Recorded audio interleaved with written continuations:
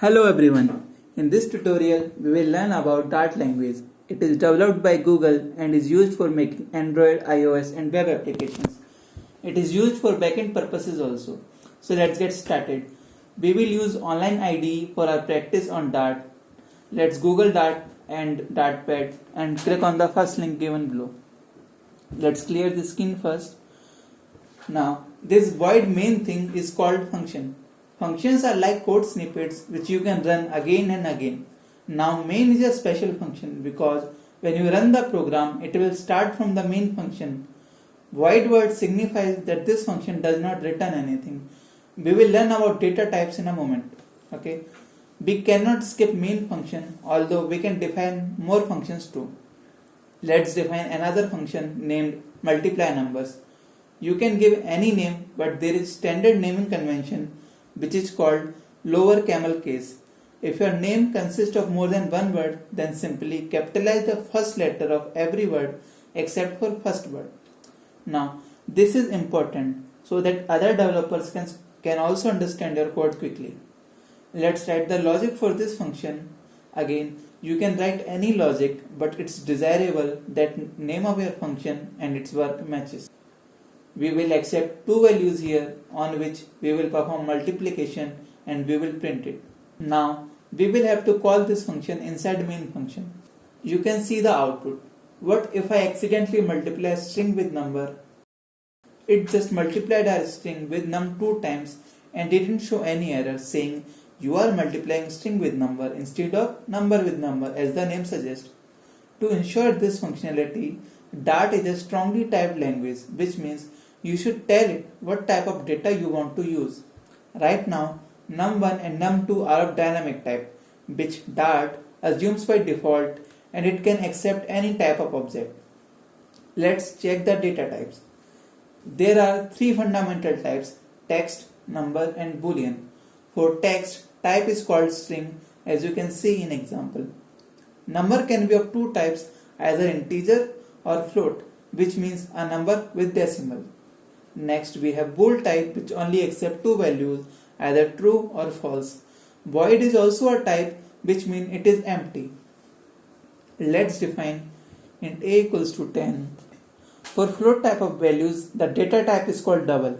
So, double b equals to 3.14, string str equals to hello, I'm you know who, and bool answer equals to false.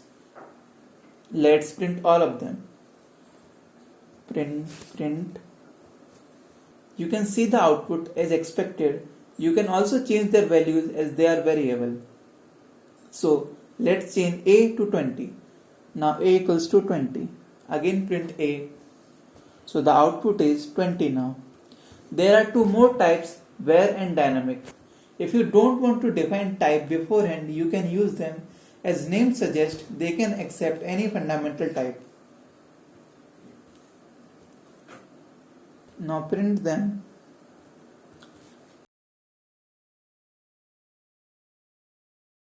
Here AB now will behave as a string and rate as double, but there is a difference between var and dynamic. You can change the type of rate here. For example, let's rate equals to true. Now it will not give any error, but you cannot change the type of the var once defined. First, let's run it and see there is no error. Now let's change the type of AV. AV equals to 64. Run this, and here we got an error. Okay, so you got the difference. For constant variables, you can use const keyword. Run it, no error till now. But now, if I change the value of cn, it will show an error because we defined it constant. Now, for writing conditional logic, we can use if-else ladder. Now, if cn equals to 44, then we will print this. Else, if cn is less than 44, we will print this. Or else, if none of our conditions satisfied, then we will print not equal. Now, these curly braces define a code snippet or body. Here, whatever comes inside body of if, that will be executed while leaving the code written inside else if body and else body. Next, we will learn loops. Loops let you run a code multiple times according to a condition. The most widely used is for loop. As you can see, step 1 is initialize the variable. This variable will control the loop. In step 2, the test expression decides if the loop should run or terminate. So as long as it's hold true, the loop will keep running. In step 3, so if test expression evaluates to true, the code inside a loop will be executed. And then step 4, after all the code is executed inside loop body, loop runs the update expression. Here we are incrementing value of I by 1. And again, then step 2 will be checked, that is if text expression is still true and so on. Once the text expression is invalid, the loop will be terminated.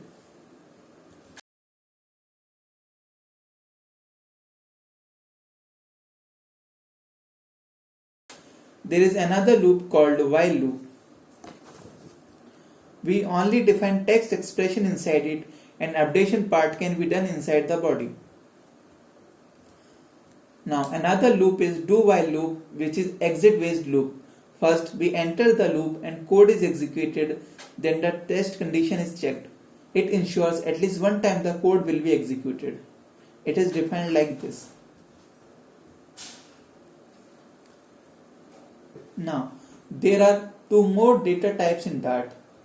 First is list. List in Dart, which is called array in C or C++.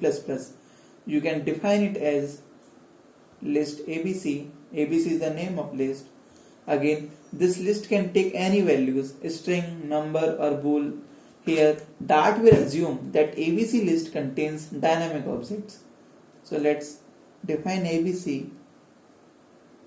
Now, to access the element of it, we can access by its index, where index starts from 0.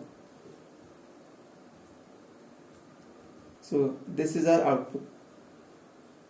But if you want your list to contain only one type of data, then define it like, write the type inside the angular brackets. Now it can only contain double type of values. Similarly, the another data type is map, which is like dictionary in Python. It is like a list of key value pairs, so there are two types inside angular brackets.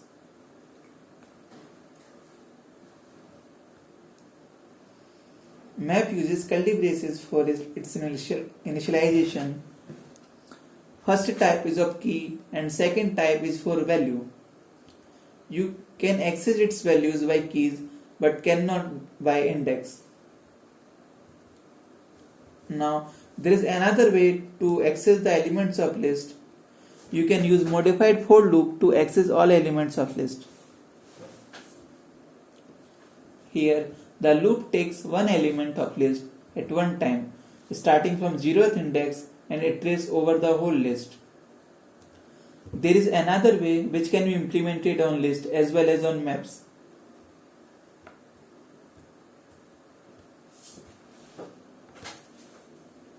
Here, for each function throws one entry from list or map, and in case of map, the entry contains two elements, a key and its value. Now here is an important concept. Now you can see for printing key and value, we used two print statements. But why? We can use one print statement also, but print function can only take one object inside it. The solution to this problem is string interpolation. Let's see what it is.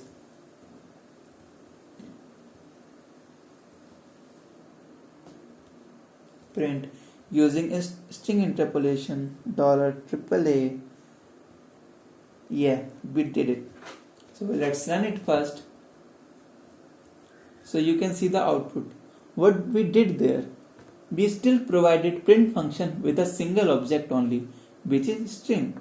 But inside that string, we used $sign, which behaved like a mini function, took our variable, made it a string if it is not already, as you can see in case of integer, and appended it inside the single string object. but why it behaves same for both data types, that is string and integer? For that, we have to understand classes. Class is a collection of hybrid objects and methods. I will cover classes and objects in next tutorial. Don't skip that if you are not familiar with classes and objects, as these are used very widely for developing mobile applications. If you have any doubt regarding this tutorial, do comment below. Let's catch up next time. Namaste, आपका दिन शुभ हो.